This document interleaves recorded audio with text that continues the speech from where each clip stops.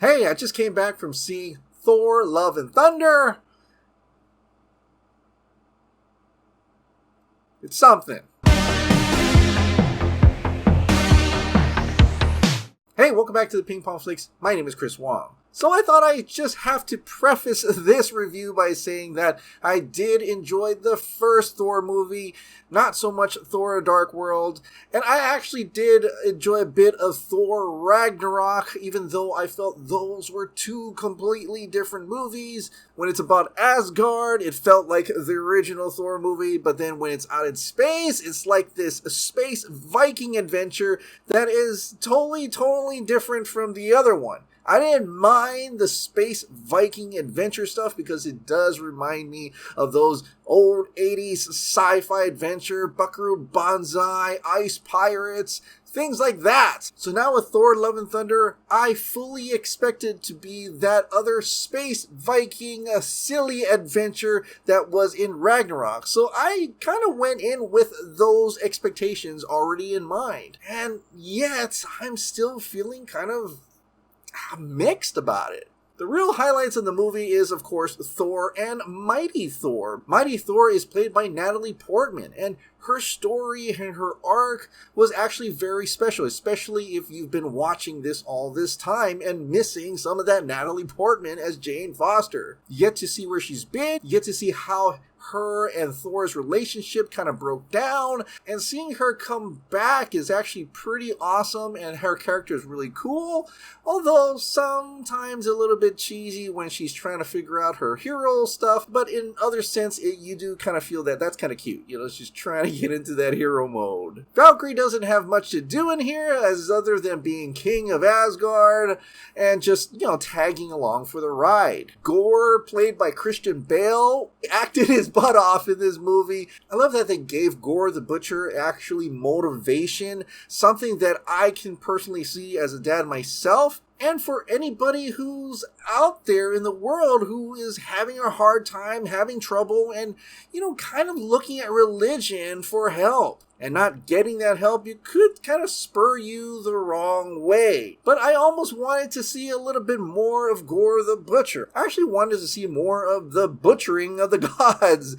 And not just like all the things that he's done on little screens and pictures. But every time he was on screen, he's very compelling and he was an awesome part of the movie. And I guess we could talk about Korg before we talk about Thor, because I feel that Korg's presence in here kind of makes this movie the way it is. Because at the beginning of the movie, Korg is actually narrating this whole movie, is narrating the story of Thor. And that kind of makes me want to believe that that's why this movie has a lot of those silly elements and those silly moments, because Korg is doing the narrating. This is through Korg's point of view.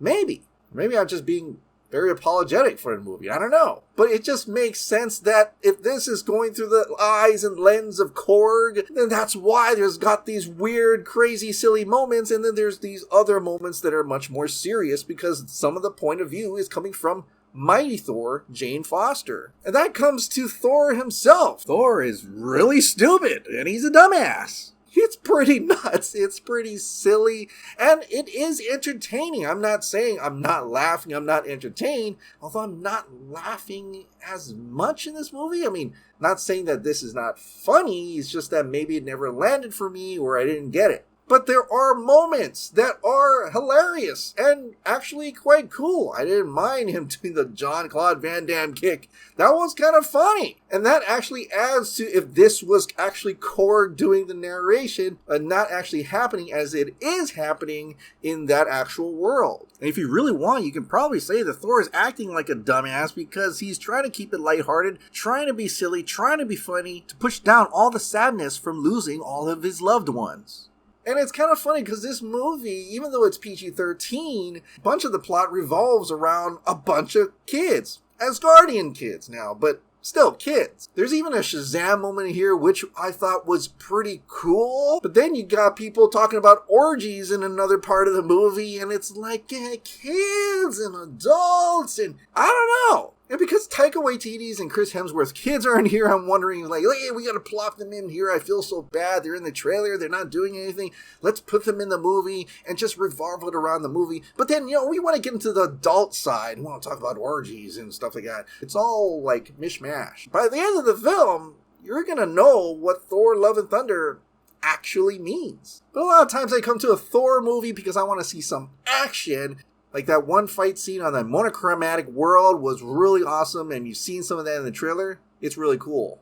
Although I am missing those moments, those big Thor moments that happened in previous movies. I wish there was like a scene just like in Thor Infinity War when all the Avengers are losing and Thor drops down. That was such an epic hair-raising moment. Neither is that epic moment in Ragnarok where he gets his full power and just kicks some thunderous ass. You don't get that in this movie. I just feel like maybe the stakes were supposed to be there, but I didn't quite feel it, especially when people suddenly died, but then not really die, and that just takes a lot of the stakes away as well. It wasn't really all jokes as people have made it out to be. There are some emotional, heartbreaking moments, and I think all that magic is reserved to Jane and Thor. I definitely love the music from Guns N' Roses in the movie. So overall, this is an okay movie. I didn't love it, but I didn't hate it. I think it's just mediocre, and probably watch it only once in the theaters is good enough. To me, it was entertaining, but I think this may be the weak Thor entry. Alright, what did you think about Thor Love and Thunder? Share your thoughts in the comments down below.